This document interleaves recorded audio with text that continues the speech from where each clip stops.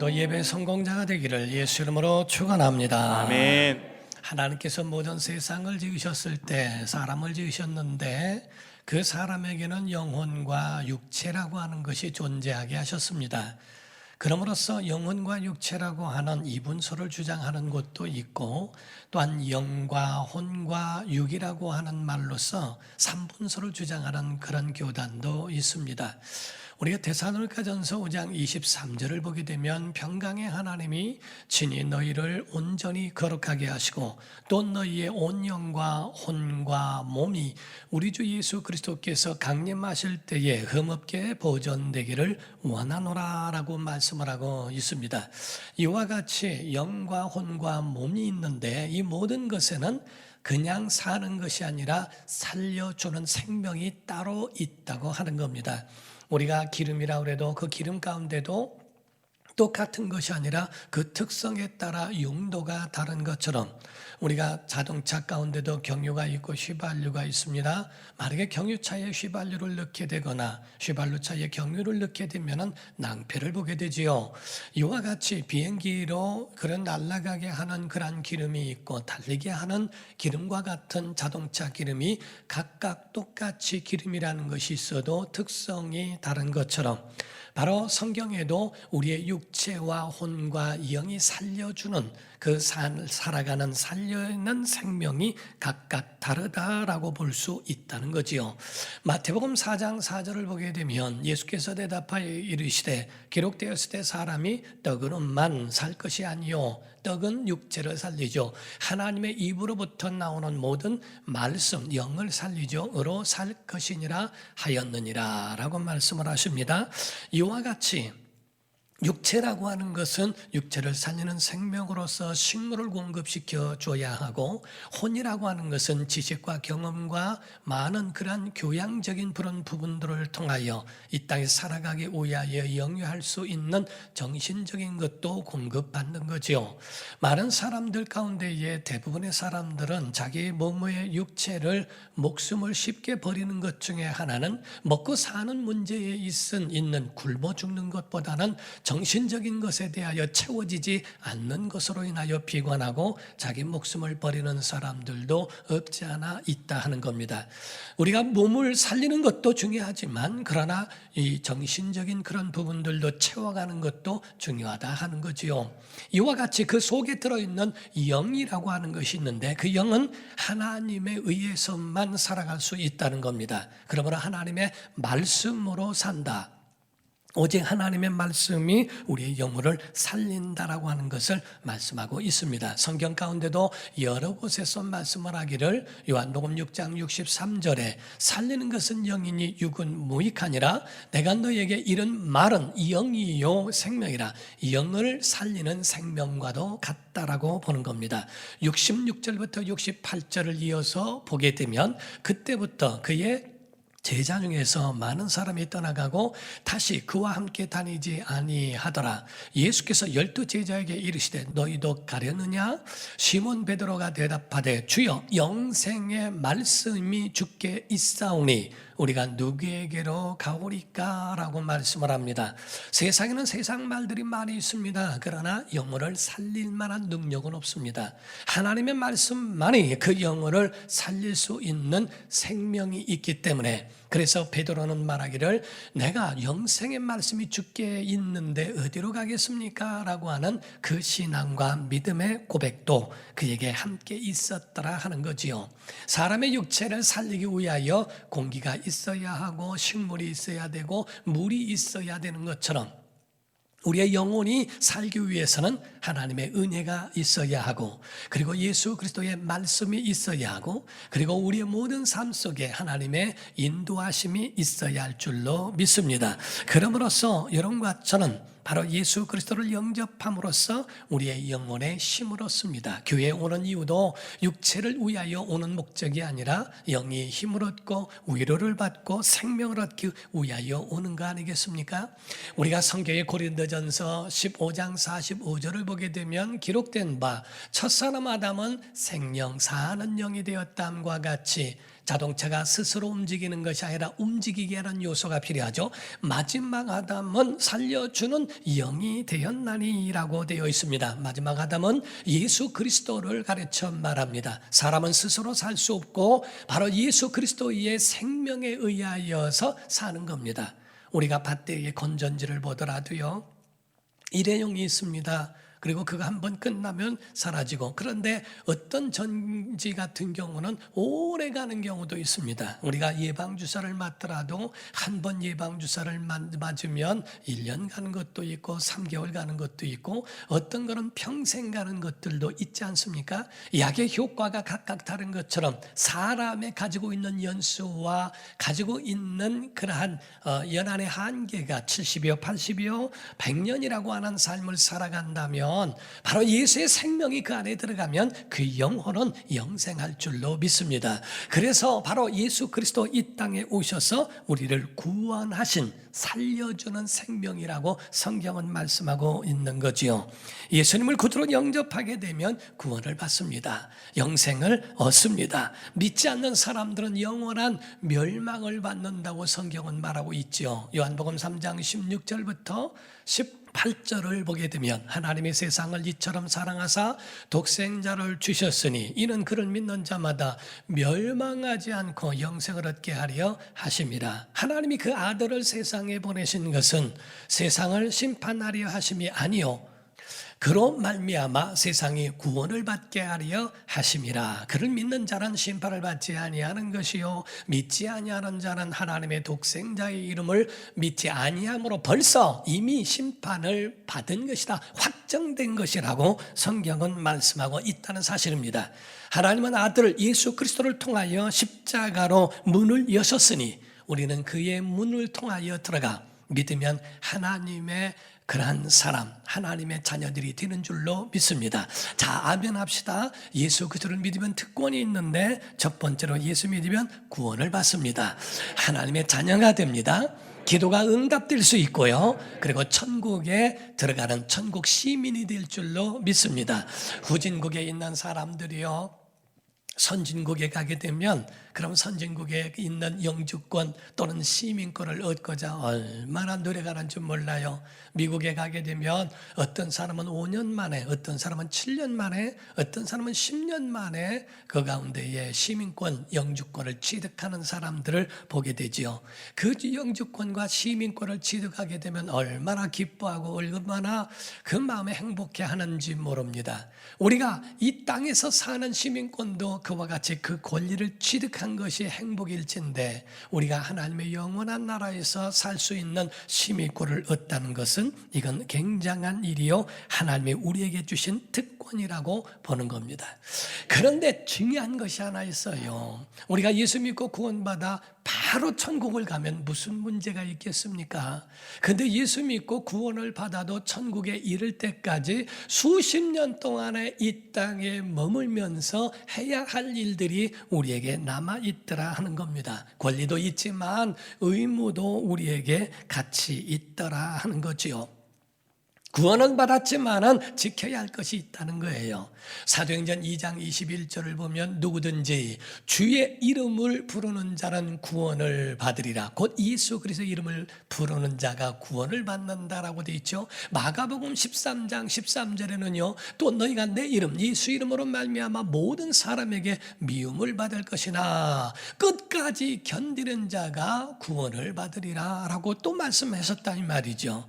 예수를 믿으면 구원받는 게 맞습니까? 아니면 끝까지 견뎌야 구원받는 게 맞습니까? 어떤 게 맞습니까? 라고 저에게 묻는 분들도 있습니다. 여러분, 사랑하는 성도 여러분, 이 말씀은 두 마디가 아닙니다. 이 말씀은 다른 이야기가 아니고 한 말씀이에요. 알파와 오메가, 시작과 마침이라는 거지요. 예수 이름을 불러 구원을 받는 것을 끝까지 견디는 자가 얻는다라는 말씀과 같은 겁니다. 주의 이름을 끝까지 부르는 여러분과 제가 되기를 주 이름으로 축원합니다.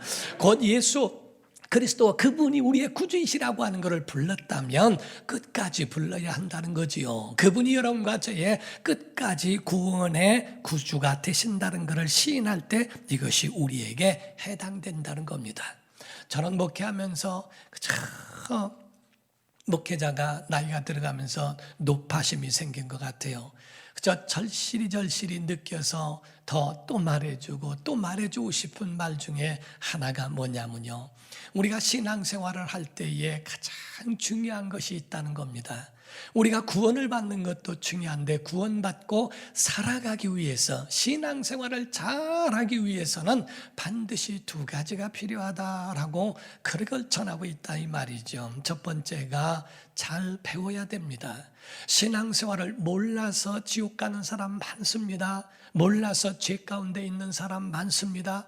몰라서 하나님과 다른 길을 가는 사람 많습니다. 제대로 배워야 한다는 거죠. 그래서 여러분과 저는 누구에서 배우며 어디에서 배우며 어떻게 배웠는가, 이단에서 배우게 되면 이단성을 가지고 그 뼛속까지 이단으로 가득하여서 그걸 벗어나지 못하는 사람들도 많이 봤습니다. 무엇이 정통이고 무엇이 하나님의 뜻이고 무엇이 하나님이 원하시는 것인가를 아는 것이 굉장히 중요한 겁니다. 두 번째 중요한 것은 알았다면 자기 자신을 훈련해야죠. 그래서 배우는 것과 훈련이라고 하는 것은 우리의 삶 속의 신앙생활에는 가장 중요하다는 겁니다. 예수를 믿는데도 자기 성질 그대로 있고요, 예수를 믿는데도 하나님과는 전혀 상관이 없고요, 예수를 믿는데도 전혀 하나님의 은혜와는 딴 길을 가는 사람들을 너무나 많이 보고 있기 때문에 그렇습니다. 우리가 소위 그전에 보면 이런 말이 있어요. 야야, 다른 거 못해도 괜찮아, 하나만 잘하면 돼. 그래서 재능 하나만 가지고 있으면 뭐든지 잘하는 것으로 하지만 과연 그럴까요? 하나만 건강하다고 온몸이 건강합니까? 하나만 병들고 하나만 암이 들으면 온몸이 못 쓰는 경우도 있지 않습니까? 우리가 보면은 IQ 얘기를 많이 했던 시대가 있습니다. IQ가 몇이야? IQ가 높아? IQ가 좋아?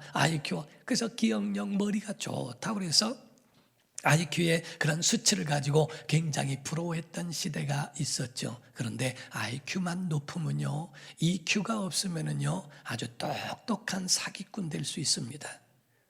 그 마음속에 양심과 그 마음속에 가지고 있는 제대로 된 성품이 없으면 아주 똑똑한 사람들에게 해를 끼치는 자가 될 수도 있다는 거죠. 그래서 그 이후에 IQ 이후에 EQ라고 하는 것이 많이 또 사람들에게 유행을 끌었을 적이 있어요. 사람에게 머리만 좋은 게 아니라 가슴이 있어야 된다. 그래서 성품에 대하여 많은 이야기를 합니다. 그러나 21세기에는 NQ라고 하죠. NQ라는 말은 네트워크라고 해서 내 혼자의 성품과 내 머리만이 아니라 책과 어떤 미디어나 이런 것들을 통하여 내 가지고 있는 한계를 넘어 여러 사람의 의견을 듣고 여러 사람의 정보를 공유함으로써 그 이상의 더 많은 그런 정보와 더 많은 좋은 것으로 안내받는 NQ의 시대라고 이렇게 표현을 합니다. 사람들은 뭐라고 말할까? 나는 옳다고 생각하는데 사람들이 볼 때는 어떠할까? 각각 이쪽 면에서 볼 때와 저쪽 면에서 볼 때가 서로 다를 수가 있다는 거지요. 그러므로 예수 그리스도를 믿는 사람들, 여러분과 저는 기억력도 좋아야 하고 순발력, 분별력, 판단력 등 이런 것들이 다 중요할진데 사람들은 뭐라고 할까라고 하듯이 하나님은 뭐라고 하실까라고 하는 것으로 잣대를 내는 것이 그게 믿음의 우리의 신앙의 자세라고 하는 거지요. 하나님은 뭐라고 하실까? 내 소견에 옳은 대로 행하는 게 아니라 나는 좋아도 하나님이 원치 않는다면 안 하는 것, 내가 싫어도 하나님이 원하신다면 해야 된다는 것, 이것을 분별할 줄 아는 것이 우리의 믿음이라고 보는 겁니다. 사랑하는 성도 여러분, 우린 영혼, 육체가 다 같이 있죠. 그러므로서 이 모든 것들을 다 넘어설 수는 없는 겁니다. 육체가 안 먹고 살 수 없는 것처럼 바로 육체라고 하는 것은 물질이라고 하는 것이 절실할 때가 있습니다. 예수를 믿어도 물질은 필요하지요. 왜냐하면 육체에 영양분을 공급하기 위해서 그 생명과도 같은 것이 물질이라고 보는 겁니다. 그러나 성경은 우리에게 말씀하기를 필요로 채워지는 것은 있지만 물질 자체의 노예가 되지는 말아라. 물질이 너를 따라오게 해야지 내가 물질을 목적으로 살지는 말아라 라고 되어 있지만 사람들은 과연 그럴 수 있습니까? 나는 뭐 물질하고는 전혀 상관없다 라고 말할 수 있는가? 모든 사람들은 자유할 수가 없어요. 아무리 넘어선 자라 할지라도 최소한의 물질은 그에게 있어야 한다는 거지요. 우스갯소리로요, 어떤 목사님이 누드촌에 있는 교회에 설교 초청을 받았답니다. 그래서 거기 갔다가 예배를 다 하고 왔대요. 목사님부터 시작해서 모든 누드촌에 가서 설교한 목사님을 아는 모든 사람의 궁금증이 뭔지 아십니까? 옷을 다 벗었는데 헌금은 어떻게 하나, 이것이 궁금했다고 그래요. 가서 모두가 다 하나도 안 입었는데 어떻게 헌금을 하나 라고 생각할 정도로 많은 사람들에게는 다 물질이라고 하는 것을 극복하거나 초월하기는 쉽지는 않더라. 고난이 오고 작은 고난이 큰 고난이 오지만은 이것을 극복하는 것이 남의 말은 쉽지만 내게 왔을 때는 쉽지는 않더라라고 하는 겁니다. 그러므로 노예가 되지 아니하고 그 물질을 넘어설 수 있는 방법을 예수께서 제시하셨는데 마태복음 6장 24절에 한 사람이 두 주인을 섬기지 못할 것이니 혹 이를 미워하고 저를 사랑하거나 혹 이를 중히 여기고 저를 경히 여김이라. 너희가 하나님과 재물을 겸하여 섬기지 못하느니라. 이 말씀은 다른 말씀이 아닙니다. 바로 이 말씀은 누가 주인이냐 하는 겁니다. 너 주인을 분명히 하라는 거예요. 하나님을 주인으로 모시면 모든 물질에 거기에 잡히지 않는다. 그러나 물질이 내 주인이라고 여긴다면 결단코 하나님이 너를 인도하지는 않으실 것이다 라고 하는 말씀입니다. 어떤 사람들 보게 되면은요, 정말 하나님 앞에, 교회 앞에서는 굉장히 인색한 사람들을 봅니다. 자기가 가지고 있는 자기의 일에는 퍽 모든 것들을 편하게 쓰는데 주를 위하여 하자 하면은 그 속에서는 전혀 마치 교회 안에 있는 그 많은 물질을 어디다 쓰느냐, 거기에 있는 예산을 끌어 쓰는 것이 그게 능력인 줄로 아는 사람들도 없잖아 있더라는 거죠. 사랑하는 성도 여러분, 여러분과 저는 분명히 아셔야 되는 것은요, 하나님을 주인으로 모신다면 물질과 이 모든 것들을 극복할 수 있고 넘어설 수도 있다 하는 사실입니다. 하나님을 주인으로 모시기를 예수 이름으로 축원합니다. 오늘 본문 말씀에는 아브라함에 대한 이야기 가운데 위기가 많이 있지만 그 중에 한 일화를 기록하고 있는 사건을 보고 있는 거예요. 오늘 본문 말씀 10절을 먼저 봅니다. 그 땅에 기근이 들었대요. 가나안 땅에 기근이 들었습니다. 아브라함이 애굽에 거류하려고 그리로 내려갔으니 이는 그 땅에 기근이 심하였다고 성경은 말하고 있습니다.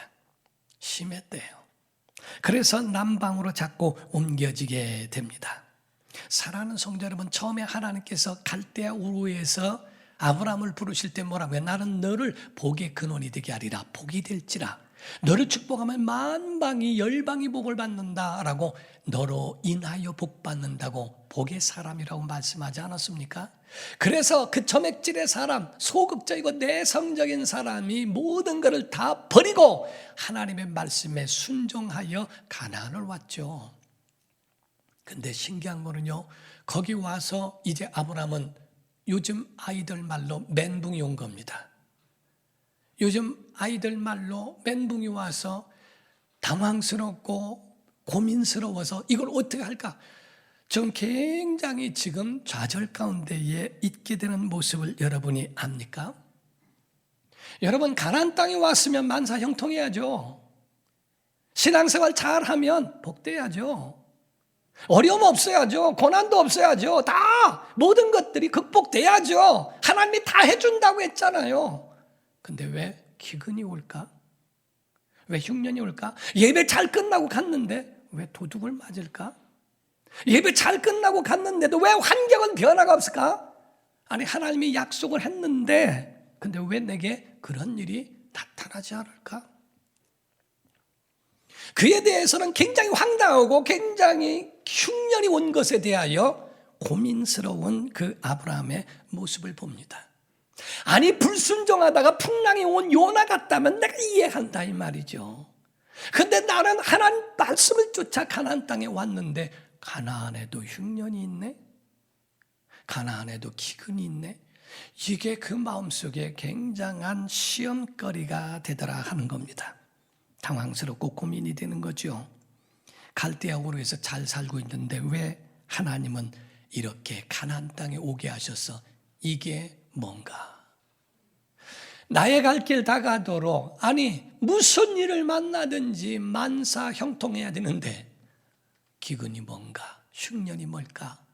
이게 웬일인가? 라고 하는 아브라함의 그 속에 가지고 있는 고민이 있었다는 겁니다. 자, 여러분, 학자들은 말합니다. 만약에 과연 아브라함이 기근과 흉년 가운데에 가나안 땅에 그냥 버티고 머물러 있었다면 과연 굶어 죽었을까 하는 겁니다.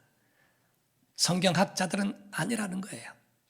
하나님이 어떤 방법을 통해서도 아브라함을 살리시고 하나님은 아브라함을 아주 건장하게 버티도록 붙들어 주셨을 것이라고 보는 겁니다.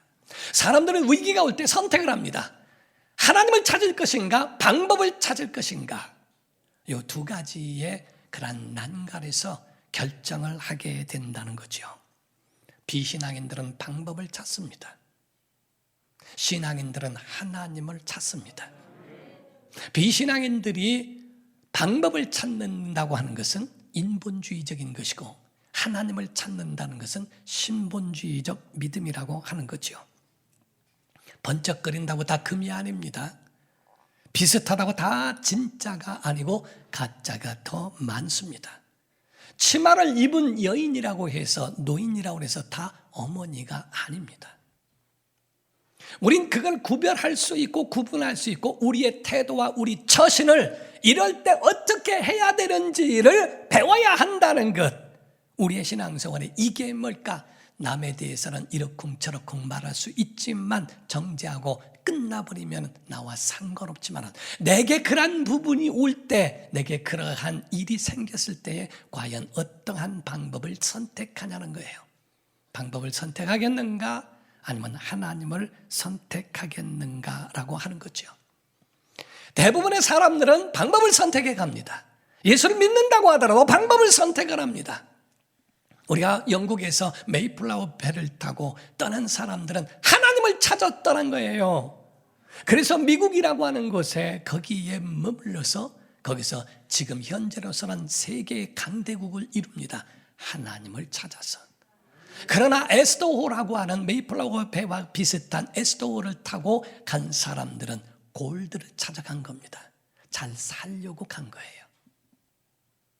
미국에 내려있던 사람들의 청교들은 잘 믿으려고 간 거였고 에스더호를 탄 사람들은 잘 살기 위해 갔던 겁니다. 하나님을 택하겠는가 물질을 택하겠는가. 그래서 그 나중에는 말하기를 똑같은 지를 선택했지만은 이렇게 다를 수가 있는가. 메이플라워 배를 탄 자들은 갓을 선택했고 에스더호를 탄 사람들은 골드를 선택했다는 거죠. 골드를 선택한 사람들에 대하여 그 후에는 굉장한 잘 사는 것 같지만 타락의 극치를 달립니다. 힘들고 어려운 그것에서 벗어나지 못하는 부분을 보게 되더라는 거죠. 사랑하는 성도 여러분, 오늘 본문 말씀에 있었던 그 10절에는요 내려갔다고 하는 표현이 나옵니다. 그 내려갔다는 표현은 다른 것이 아니라 신앙도 같이 내려갔다는 얘기예요. 신앙이 내려가고 영성이 떨어지고 모든 면에 연약해진 부분으로 가게 되었다는 거지요. 육체의 위기는 영적 위기와 같이 병행하고 있다는 겁니다. 점점 남방으로 옮겨가면서 신앙도 그와 같이 약해졌다라고 하는 겁니다.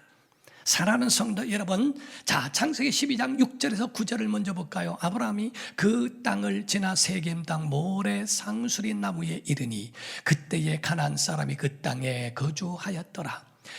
여호와께서 아브라함에게 나타나 이르시되 내가 이 땅을 내 자손에게 주리라 하신지라. 자기에게 나타나신 여호와께 그가 그곳에서 제단을 쌓고 예배했다 이 말이죠. 거기서 베델 동쪽 산으로 옮겨 장막을 치니 서쪽은 베델이요 동쪽은 아이라 그가 그곳에서 여호와께 제단을 쌓고 여호와의 이름을 부르더니 점점 남방으로 옮겨 갔더라. 이렇게 돼 있죠. 6절에 보니까 가나안 땅에 갔습니다. 7절에 가니까 하나님 그 땅 줄게 약속을 받고 그 가운데 제단을 쌓고 예배합니다. 8절에도 예배하고 하나님의 이름을 불렀다라고 되어 있습니다. 그 가운데 그러나 그 이후에 보게 되니까 그 이후에는 예배했다는 말이 나오질 않아요. 점점 남방으로 내려가면서 제사한나의 얘기가 나오지 않습니다. 힘들고 어려운 이것을 어떻게 이겨낼까 방법을 찾기 시작했다라고 하는 거죠. 기도하지도 몸부림치지도 제단을 쌓지도 않은 그런 모습을 보게 되죠. 은혜 떨어지면요, 믿음 떨어지면 두려움이 와요. 믿음 떨어지면 불안해요. 믿음 떨어지면 초조해요. 은혜가 떨어지면 두려움이 오는 겁니다. 평생에 바라보고 행복해야 하는 자기 아내의 예쁜 아내의 얼굴이 행복이 아니라 은혜 떨어지니까 불안해집니다. 자기가 죽을까 봐 걱정된다 하는 거죠. 본문 말씀 11절에서 13절을 봅니다. 그가 애굽에 가까이 이르렀을 때에 그의 아내 사라에게 말하되 내가 알기에 그대는 아리따운 여인이라.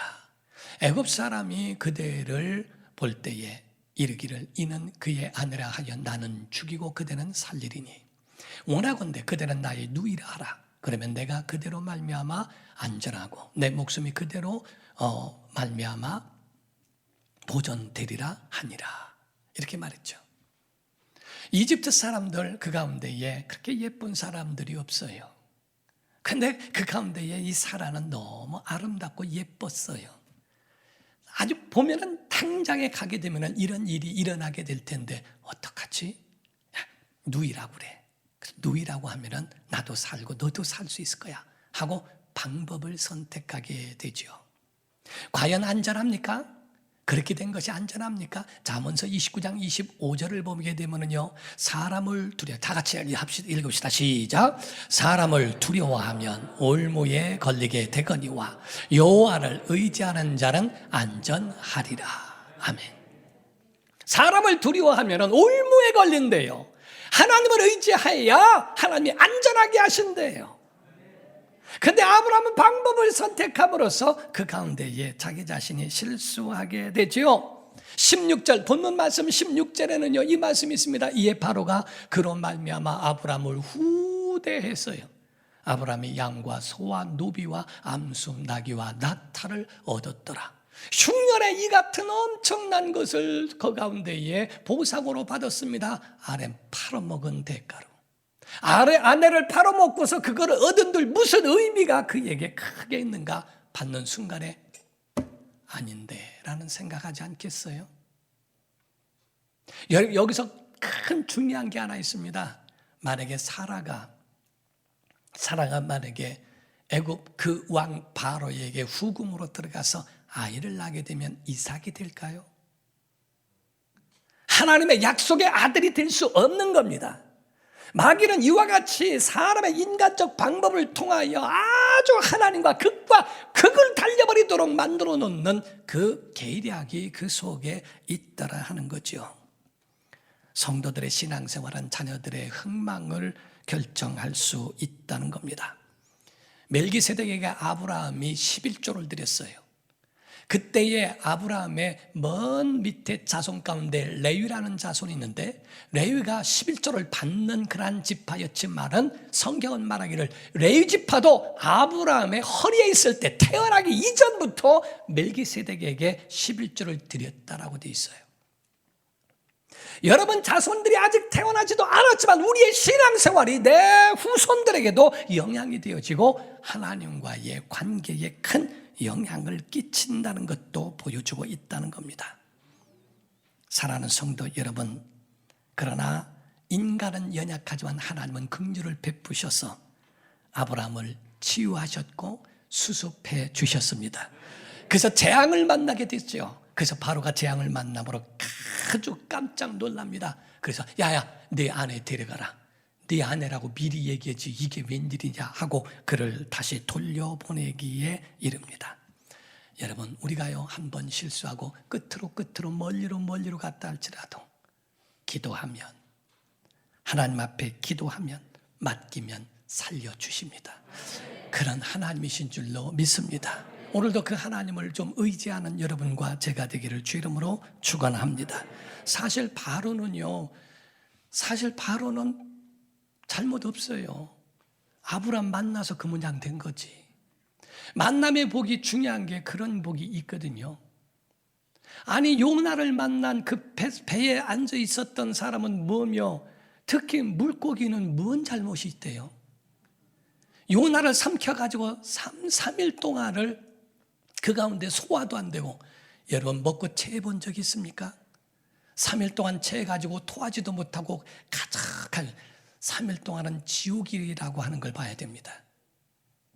요나가 스올에서 고통 중에 있다고 했는데 요나가 아니라 물고기가 스올이요. 그럴 정도로 고통 가운데 있는 그런가. 그래서 가장 재수 없는 물고기가 요나를 만난 물고기라고 이렇게 표현을 합니다.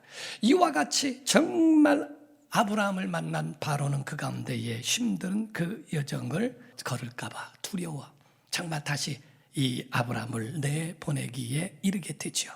사랑하는 성도 여러분, 역사의 주인공은 하나님의 자녀인 줄 믿습니다. 역사의 주인공은 여러분인 줄 믿으셔야 합니다. 그래서 여러분과 저는 역사의 주인공이라 이 말이에요. 여러분이 흔들리면 다 흔들려요. 기도의 사람이 흔들리면 가정이 흔들려요. 교회가 흔들리면 다 민족이 흔들리게 돼 있어요. 이러한 우한 코로나와 같은 이러한 역병과 어려운 일이 일어난 것도 목사님들은 뭐라고 얘기합니까? 이게 바로 교회가 기도해야 할 증거다, 우리 탓이다 라고 이야기하지 않습니까? 그러므로 성경은 요나같이 그런 고백이 필요하다는 거죠. 요나서 1장 12절에 말하기를 그가 대답하되 요나입니다. 나를 들어 바다에 던지라. 그리하면 바다가 너희를 위하여 잔잔하리라. 너희가 이 큰 북풍을 만난 것이 나 때문인 줄을 내가 아노라. 나 때문에 그래. 그러니까 믿음의 사람들은 모든 문제가 다 나 때문에 그래. 우리 가정도 나 때문에 그래. 우리 교회도 나 때문에 그래. 내가 기도하지 않아서 그래. 내가 하나님을 의지하지 않아서 그래. 더 가까이 하지 않아서 그래 라고 하는 나 때문이라고 하는 그런 표현도 한다라는 거죠. 사랑하는 성도 여러분, 말씀을 맺습니다.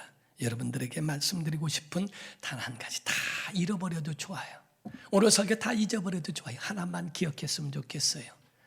신앙생활은 버티기입니다. 신앙으로 버티기를 주 이름으로 축원합니다. 역병과 같은 어려움 가운데 믿음으로 버티세요. 버티세요. 홍해를 앞에 두고 그 가운데 방법 찾지 마세요. 하나님 찾으세요. 버티니까 홍해가 갈라집니다. 여리고성 앞에서 방법 찾지 마세요. 하나님 찾으세요. 여리고성 무너지게 돼 있습니다. 골리앗 앞에서 버티세요. 다윗이 골리앗을 쳐 이길 수 있는 하나님이 능력 주시지 않던가 라고 하는 거죠. 우리가 버티다가 나는 예수 믿고 담배 안 필 거야. 버티다가 한번 탁 담배를 피면서 완전히 마음이 무너져 버립니다. 힘들고 어려우니까 하나 술 끊었어. 한순간에 술을 마시면서 가졌던 마음까지도 확 내려앉습니다. 마귀는 그거를 원하는 거죠. 우리를 무너뜨리려고 하는 그런 것이 있죠. 코로나로 인하여 예배를 무너뜨리고 성도의 심령과 마음속의 우울함으로 그 속에 넘어뜨리려고 하죠. 아니요, 여러분과 저는 버티라 이 말이요. 믿음으로 버티면 승리하게 돼 있어요. 여러분, 홍해가 갈라질 때까지, 여리고성이 무너질 때까지 우리 가나안 땅에 머물러 있었던 아브라함이 방법 찾아서 남방으로 내려가 이집트까지 간 것처럼 우리가 그렇게 흘러가지 아니하도록 가나안 땅에서 버티세요. 예배 자리에 있으세요. 기도의 자리에 여러분이 있고 여러분의 삶의 자리에 하나님이 함께 하시는 그 약속을 믿고 버틸 때 하나님이 여러분에게 능력 주실 줄로 믿습니다.